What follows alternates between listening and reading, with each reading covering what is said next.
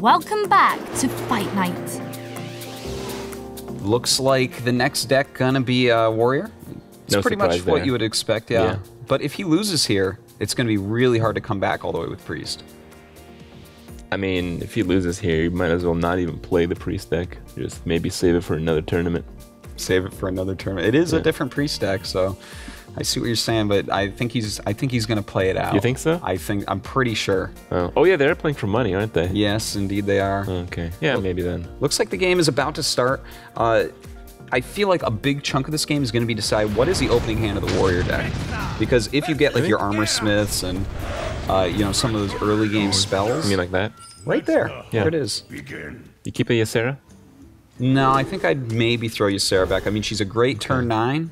Well, it seems like Darkwonyx made a decision really quickly. I guess he's really good at this deck. He must have played it a lot or something. Okay. I like the Huffer, or I guess Animal Companion, but Huffer. Would you keep Warax here? Because I know a lot of people like to throw Warax back against like Aggro Hunter. Really? Why is that? Because almost all of their minions have charge, so it's like you're taking double damage to deal with them. Yeah, but how else would you deal with them as a warrior? Your own minions. Mulligan into more minions. Minion? Well, I mean, if you mulligan that Warax, you might draw another minion. Look, I would keep it. I'm just asking if you keep it. Gets the Ragnar. That's quite a better card against Hunter than Ysera is. I come from Arena Land, and in Arena Land, if you take a Fiery Warax and send it back in the deck on a mulligan, they actually don't let you come back. They like deport you. Yeah. Rightfully so. Yeah. It's a good card. Well, time for that Armor Smith. And a couple Chillwind Yetis. I actually don't really like that hand overall for Darkwonyx, because like you start playing Chillwind Yetis. Here comes Huffer. Here we go, Huffer. Let's kill that Armor Smith. Oh, what is that? Look, he tried to do it. Oh man. That's Leok. Leok, the Armor Giver? Yes. Turns out the Fiery Warax is pretty good. Yeah, works out quite well against Leok. Now imagine if that was Huffer and you had to do that. 8 damage. Ouch.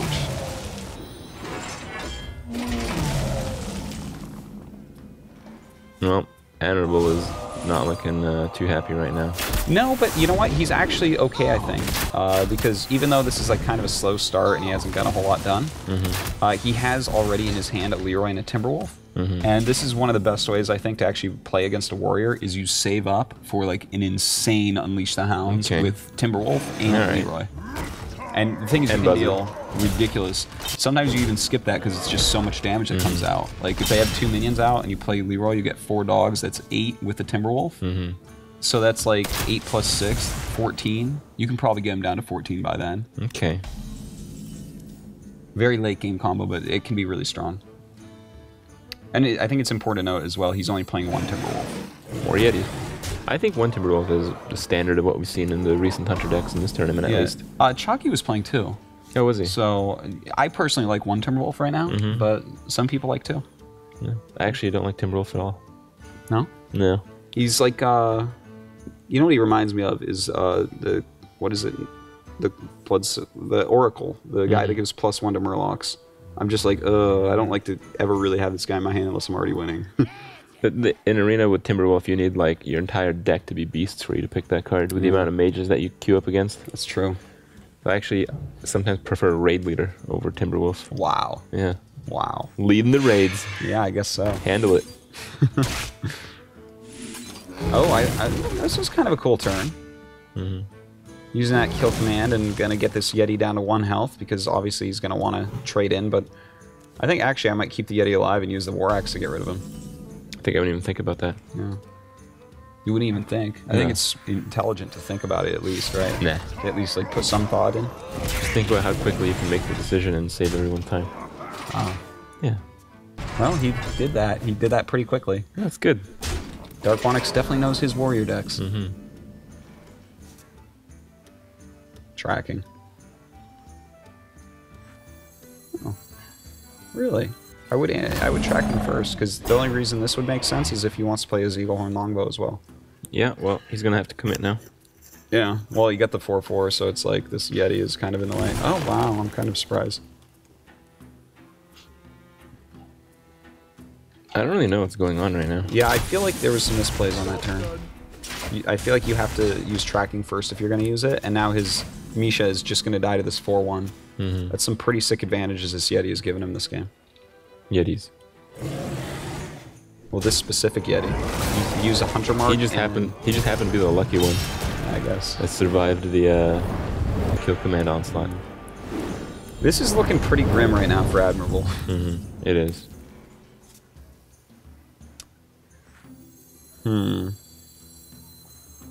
I mean, we see 9 damage on board for Warrior. And the thing is, if he doesn't have a minion out, it's lethal with the Rag. I mean, what minion can you play that survives the end turn effect of Geddon? There isn't one. No, there's not. I mean, maybe he runs the Leroy in or something? No, it's game over. Oh, that's right. Yeah, it is. Yep. Because Geddon will trigger before Rag. So that's game. Pretty sick. Unless he forgets to attack, he's all set.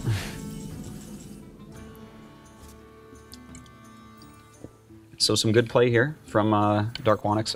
I do feel like Admirable had some questionable plays, though, this game. That could have perhaps made it turn out a little bit differently. I'm actually curious if it's going to work out that way. Yeah, it's the minion that was out there first, triggers first. Don't get ready to be wrong. No. No, damn. That's the way it goes. I play this game, Crip. I know what's going on. You do? Yeah. Thought a few fight nights ago you maybe didn't know quite what was going on. I don't know what you're talking about. Oh, okay. All right, so it looks like we are going to have another win for Darkwonyx. He's up 2-1 right now. Yeah. And that leaves just one deck left for Admirable. Well, he's got the Warlock. We know what's in there. I don't think he is in that much of a trouble in this particular matchup. Yeah. But I think in general, when these matchups we talked about it are often at best maybe 60%, having to defeat 2 of your opponent's decks with your 1 is just going to be unlikely. It's pretty hard to do. They get 2 shots at just getting like a nice draw or some nice plays against possibly a bad draw and taking you out. But Warlock is one of the most stable decks. It's very likely he's going to have good hands and with life tap be able to draw into answers that he needs. Yep. So well, let's see how it's going to play out. I guess so. Let's go ahead, throw this over to Frodan and see what these players are thinking. Hey everyone, I'm joined by Darkwonyx, who's currently up with 2-1 and on his signature warrior class because people know you for very strong play. Overall, you seem to be pretty calm despite the fact that at this game number 2, he rallied you pretty quick with a very fast hunter kill. Yeah, I think that game 1 was actually the most important game because after that it comes down to the counter faction. That's like Druid versus Druid, that's about 50-50. And then he can counter my Druid and can counter his deck, etc. to the end. So I think he still had the advantage right now. How important is it not only to win the first game, but the first series for ManaGrind to set the pace for the entire series? That's actually what I set myself first as well, because I think I can give my other players a boost, give them a chance to just keep going the whole straight and just take it all. You're 1 game away from, I think, what the casters were calling the Strife Crow Award for just never losing in Fight Night. You're pretty sure you're going to close it out here, huh? Yeah, I will, most likely. I hope so, at least. We'll see. And pretty soon we're going to call it the Darkwonyx Award. Well, good luck in the last game, man. Thanks. So we're down, but we're not out just yet. Admirable, we're on their last strike. Do you think you can really bring it back in this series, especially against a warrior player as strong as Darkwonyx? I think I can. I think at the end of the day that what ended up happening between the 2 weeks is that his lineup, I think, is slightly favored versus me. I think if it was flipped on terms of the lineup matchups, I would have had the advantage. But as it stands, I think I'm at a slight disadvantage, but I think I can pull it out. All right, it's not unwinnable by any means. No, not at all. All right, and this last class, what are you playing? Warlock. And your Warlock, how experienced do you feel like in this matchup, Warlock versus Warrior and so on? I don't want to give away too many details, but I've played a lot of Warlock in the past. I've played pretty much every version you can think of. Some of them are a little skeptical and questionable, but I think it's a pretty good chance I pull it out. All right, well, that means it could be anything in Warlock versus Warrior. Good luck in your upcoming matches, and hopefully you can pull out a win. Thanks. Now, of course, Admirable has to use his last deck. It's going to be Aggro Lock. The build is basically like a slightly altered version of Gnimsh's Aggro Lock that he's used in a lot of tournaments lately. So it's a very strong deck overall. How do you think it fares against the Warrior? I don't know exactly, but I feel that the Warrior without good Brawl kind of has problems dealing with a whole bunch of little annoying creatures. And the Warlock deck is pretty much about filling the board with just a bunch of super annoying little creatures. Yeah. You know, it's very interesting because I used to be pretty much on the side of, well, you know, I feel like warrior control just kind of kills aggro pretty well. But, you know, ECOP has been very vocal lately within my team about the fact that aggro warlock just crushes warrior. And time after time in these tournaments, I've seen that over and over. You get so many threats, you continue to play them, and warrior runs out of answers. So I'm definitely leaning towards, as long as the draws are okay, that's admirable, being able to take this and maybe pushing it to that 5th game. Looks like we're dropping some of those 1-drops out of the opening hand. I feel like when you play an aggro lock with this many 1-drop, going first is actually a pretty big deal, because if your opponent wants to kind of react to what you play on the first turn, which is something you'd probably do, they'd have to coin it out. Well, he's actually got an excellent hand. That is a great hand for Darkwonyx, I would say. Even having the Baron get in is not as sad as you might think it is, because it's going to be helpful if he clears the board and has a high life total when he plays it. So I'm going to start off here with a Knife Juggler. Pretty risky move. I mean, it just assumes the opponent doesn't have a Fiery War Axe, and fortunately that's the case. Well, he does have a Slam, and I wouldn't be too surprised if he just uses that Slam. No surprise at all. Just getting slammed. Yeah. You got to prevent that damage. Knife Juggler, just too good of a card. But the Slam doesn't draw anything, which is what you're used to with Slam. So that part is good, I guess. Drawing another Soulfire here, I think, is terrible, actually. Yeah, that's about as bad a draw as you could have. But you know what? His turn 2 is still very strong, and his turn 3 is going to be strong as well with that Harvest Golem. You go Frothing or Cruel Task here? I think you go Frothing. Just to saturate your mana a little bit better. I think you're actually right about that, because that sets up turn 2. You're going to be able to buff him with your Cruel Task, and you're going to be able to armor up. So, yeah, I have to agree with that, even though I'd love to kill Young Priestess as quickly as possible. So here you lose either the Doggy or the Soulfire, if you choose to use Soulfire, because you are playing the Harvest Golem. I think you got to use it. Yeah. And, you know, he can, of course, just continue to draw. But with both Soulfires gone, that's definitely something that you look at that and you say, okay, take that out of my math equations for calculating lethal. Really makes you a lot more comfortable, I would say.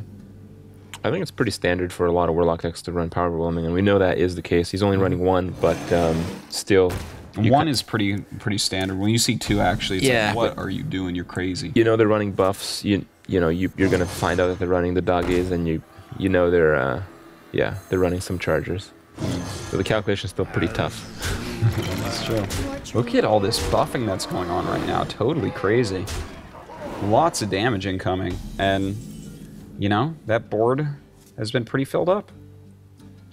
So you have the Whirlwind mechanic, and then you have a Cruel Task on the Dire Doggy, and then the Chillwind can take out the Void Walker, so and that leaves 2 armor minions up, left. And then next turn, Cairn. Yeah, definitely. That's what I'm expecting to see here. What now? And you know, leaving just 2 minions on board. One is going to be like a 3/3, and the other one's going to be a 2/2. Not too bad. Well, the Harvest Golem is going to be there. He's going to have 4 life. Oh no, he has 3 because of the Whirlwind. What am I thinking? Alright. So a pretty good job cleaning that up, and still at 20 health, so he's stabilizing because there's no cards in the Warlock hand. He's going to be slowed down a little bit, but of course he's going to be life tapping probably every turn from here on out. So you just throw that Void Walker on the left side of the Doggy, and then the Flame Imp on the left side of that. I'm curious if you just go for face completely here. I think you do. I do. I think so. Yeah. Because the Void Walker is, at least with the 3 health, probably going to take a Chillwind hit. Yeah, but I'm thinking that if the Harvest Golem goes for the Cruel Task, you can save your Doggy from being killed. Yeah, you know what? That is true. That is true.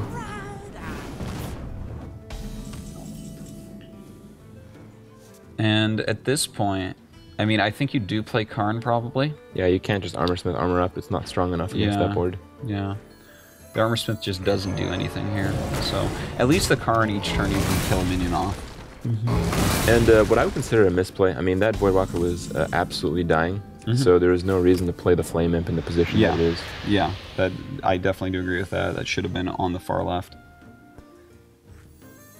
So here, I think you just push for damage. That's it. Like, there's no reason to do anything else. May as well play everything as well. He could have dealt 1 extra damage that turn. Could have had his opponent at 7. And, well, Baron Geddon. Pretty good card. It really is. Like, if you pop the shield and Baron Geddon, that leaves just the Golem left, but you also, that's going to be 2 damage, plus he's going to take 2 from the Baron Geddon. Oh, wait, no, this is better, of course, yeah. Just leaving the 1 damage on board. But that's going to bring him down, let's see, 2, and then 1 more. That's going to bring him down to 5. Okay. He could end this right now if he draws his Doomguard. Mm-hmm. And he could have ended if he gets the Power Woman. If he didn't make a mistake. Oh, Doomguard. There's the Doomguard. A little bit late there. Alright, so let's see, going down to 4 health. Let's see if he can somehow stay alive from this. I don't think so, because he's going to take 2 more. Yeah, the Armor Smith is going to bring him over. Armor Smith plus Armor Up plus Acolyte. Yep. Does that bring him over? Think so. Okay. He's obviously got to kill all the minions as well. And I would definitely do Acolyte over the Chillwind here. Just because you've got to draw into like a shield block or something. Absolutely, a shield block is going to be one of the best cards you can get. Definitely going to attack him here. Yep, okay, there you go. So, then also, of course, a lot of armor is going to be gained right here. A lot of cards drawn as well. Armor Smith is crazy sometimes, man. And this is one of those times. Yeah. This has to be painful for Admirable. Nope. Oh, never mind. 1 mana short again. Wow. Okay, so 7, 11, 12, 13, plus 2, 14, 15. If he life taps, it puts him in the lethal range, so he'd have to trade the Jenkins. Wow. But the thing is, there's Gorehowl anyways, so he's actually just going to die. He has to run the Jenkins into something. Craziness. Just craziness. That's actually insane. Yeah. Dude, Darkwonyx is so close. It looks like he's going to be able to do it. I mean, you can tap for Power Whelming. This is not over. 1 out in his deck, right? I think nothing else could do it.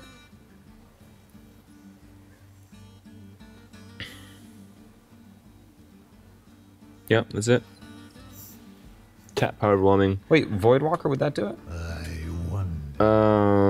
Because if you look at the damage output he has, he'd have to lose like 4 damage to kill the Voidwalker.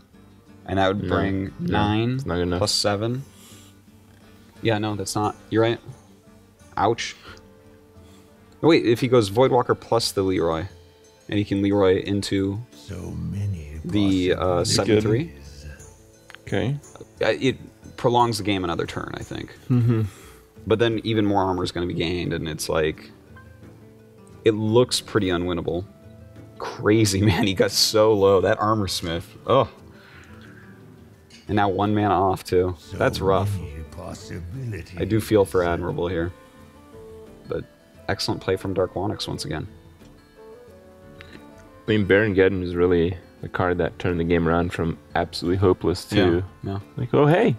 No creatures, and I got an Armor Smith. Baron Geddon was the greatest addition to Control Warrior, seriously. It shores up this matchup and Shaman, which are 2 of the harder ones, really. 2 of the better decks, and they swarm so much that it's very hard to do anything.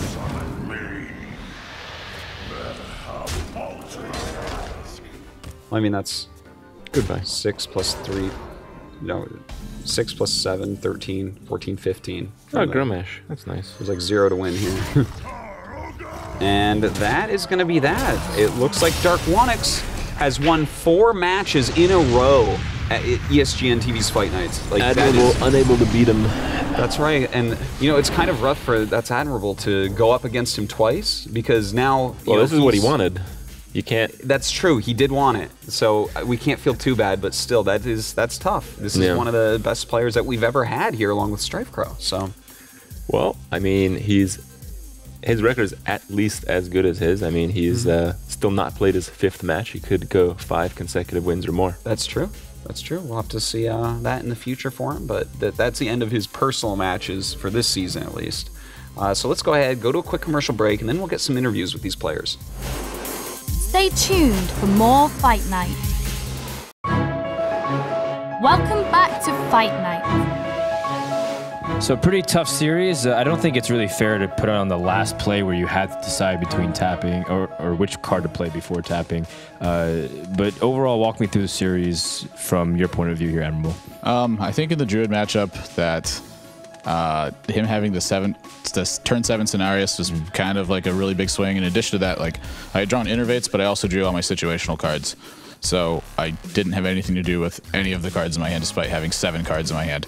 And then the Hunter versus Druid was pretty standard. I got a good draw and I ran him over, and then he queued up Warrior. Warrior is pretty good matchup versus Hunter. I think I might have approached the game wrong, and it may have cost me the game. I had a chance to beat him, but I think the 2 Yetis, like I didn't expect Yeti, but my whole team apparently knew they were running Yeti, so it's just a miscommunication on my part, and so I should have been anticipating Yetis. And then in the third game, it was like really minor errors, I think, adding up to one actual error.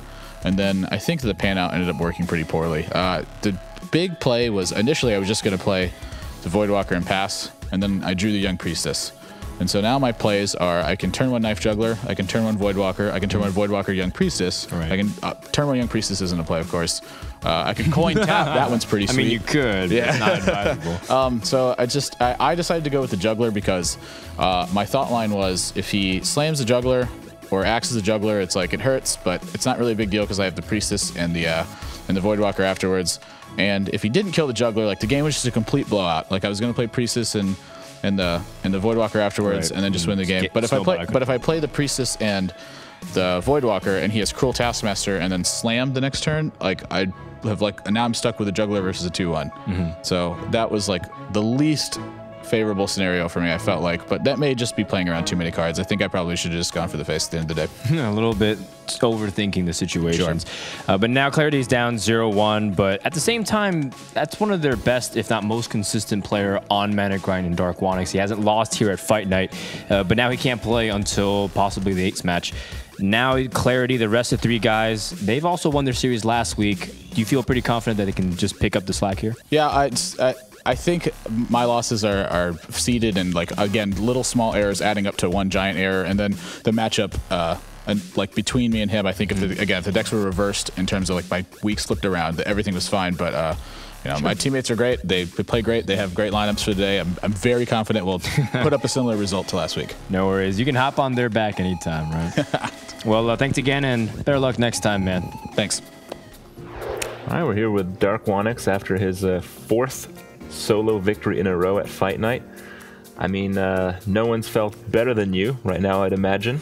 Strife Crow is the former leading solo victor with 4 consecutive, and you've matched that, and you haven't lost your 5th, so you must be feeling really good, especially crushing the captain of the other team twice in a row now. Yeah, Strife Crow is definitely one of my favorite players. I think he's one of the best players in the world. And I'm actually very excited to have the same record as he has. Wow. So, I hope I can bring even better. I hope I can bring a 5th. Yeah. Well, watching the games, I thought a lot of the strategy-based stuff outside of the games, of course, went involved into picking the first class. We didn't really expect you to go with a Druid because we thought your Druid was most likely to beat the 2 aggro decks that you probably would have guessed were being played by Admirable. So how did you end up come to the decision to go forward with Druid first? I was thinking that my Druid was able to beat all of their decks. It's about 50-50 to beat all of the decks. Meanwhile, the Warrior is pretty bad against the Warlock, and the Priest is pretty bad against the Hunter. So I just wanted to first win the first game and then counter the options that they had. So I was expecting a 3-2 in the end because I was counter. So that's why I went through it first. Yeah, I thought you played pretty well. I noticed a few mistakes on Admiral's part, but not too much. How do you feel you did personally? I think I played pretty well, actually. I think I had so many options in those games. Yeah, you did. So many decisions. But I think I came down to the right ones in the end. Well, that's good stuff. I had a question for you. Artos and I were talking about this maybe off camera a little bit. Do you feel that if you wear like more vibrant pants, that maybe you intimidate the opponent into making more misplays? Yeah, they all get confused by my pants. Yeah. There's so many questions about them, but... Well, you're playing this game on a whole nother level, so people should be paying attention. They're blue after all. Most jeans are actually blue, so I'm not that surprised. Yeah. Well, good stuff. We'll get to see your fifth game and see how that goes another time. And for now, well, your team's ahead, and I'm sure you can't be much happier. Nope. All right, so now that we've established Darkwonyx is pretty good at Hearthstone, let's find out who our second players are going to be for the second match of Season 6, Week 2. So when we count to 3, we're going to find out who our next match is. 3, 2, 1. Reels from ManaGrind. And Chalky from Clarity Gaming. Reels, why are you the second one to come out here for ManaGrind? I'm the second one out here because we thought that they would send someone who's not Chalky, and we thought our matchups with my decks would be best against not Chalky. So Chalky, you must be pretty happy right now then. Yeah, I'm here to fight Reels. That was my prediction, and here we are. So no matter what happens, it's always Chalky's prediction. All right, well, gentlemen, good luck, and shake hands.